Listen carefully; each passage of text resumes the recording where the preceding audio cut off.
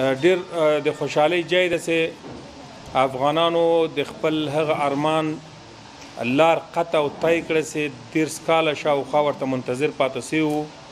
هغه دا ده چې ټاپي پروژه د افغانستان د خلکو لپاره او داسې د سیمې د رفاه او اقتصادي ودې لپاره یوه اساسي پروژه وه، او اوس موږ تاسې هغه مرحلې ته ورسېدو چې دا پیل سو عملا، او انشاءالله له نن نه وروسته به د ټاپي پروژې عملي چارې د افغانستان په خاوره کې پیل کیږي. د ټاپي اول فاز هغه تر هراته پورې رسیږي چې د هرات په رسیدو سره به عین حال کې په دې کې ګاز هم پرېښودل کیږي، او دا ګاز به د افغانستان د خلکو لپاره وي.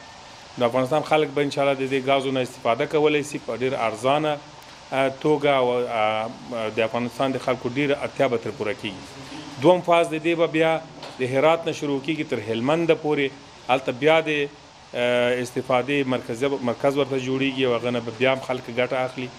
او دریم فاز چې د هغه کندهار ته رسیږي، هلته بیا د دې نه ګټه اخیستل ممکن کیږي.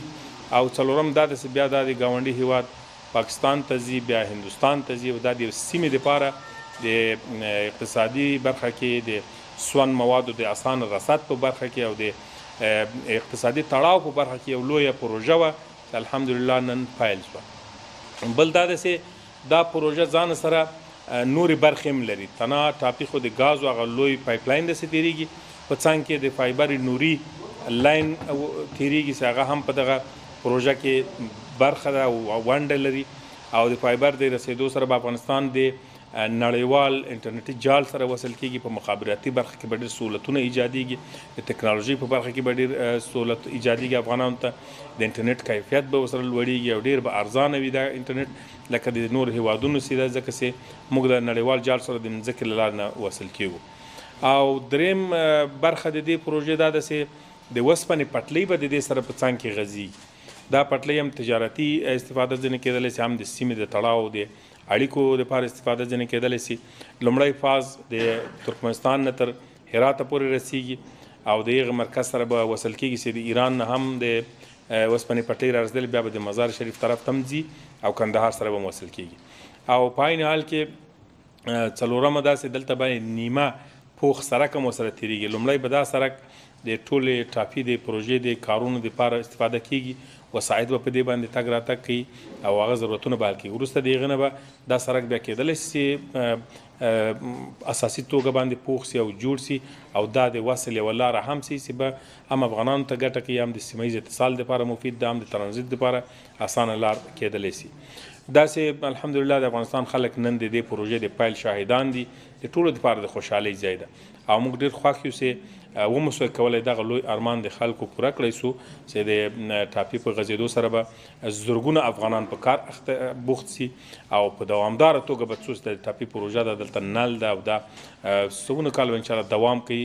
دې سره به خلک په کار اخته وي، دلته به د مراقبت دپاره، د امنیت لپاره او د نورو ضرورتونو دپاره به خلک مصروف وي. دا د کار او اشتغال ځایي او د کار پیدا کېدو دپاره یو لوی ګام ده. موږ ټول افغانانو ته په دې لحاظ باندې مبارکي وایو د دې پروژې او د سیمې د اتصال لپاره د هیوادونو ونډه هم کې مهمه بولو. د ترکمنستان هیواد نه مننه کوو چې دغه پروژې په پیل سره جرأتمندانه ګام واخیست، د افغانستان سره د خپل اخلاص او وروري او د همسایګۍ د ښکاره کولو سره عملا دا پروژه پیل کړه. او بیا له دوی نه دا مننه کوو چې د دوی ملي رهبر راغی د دې پروژې د افتتاح لپاره لاس په کار سو، او د ټولو د ولس نه او د رهبري نه د حکومت نه د ټولو نه مننه کوو. غواړو چې همیشه افغانستان د دوی سره په ښو مناسباتو اړیکو کې پاتې سي او دواړه هیوادونه د ورونو غوندې مناسبات تر پای وپالي. پروژه نورالجهاد بخشی از پروژه تاپ است. پروژه تاپ بخش دیگری از پروژه های اساسی کشور بود که انرژی برق را از ترکمنستان به افغانستان بعداً به پاکستان انتقال خواهد داد. فاز اول آن یا بخشی از این پروژه در هرات تطبیق شد و سبستیشن نورالجهاد که امروز آغاز به کار کرد و به هموطنان ما یکی از منابع قوی و مؤثر برق تبدیل میشه انشالله. هم پارک صنعتی از او استفاده خوب خواهد کرد در ولایت هرات، هم در دیگر نیازمندی های هرات از او استفاده خواهد شد. یک پروژه بسیار اساسی و مهم بود که هم برای افغان‌ها قابل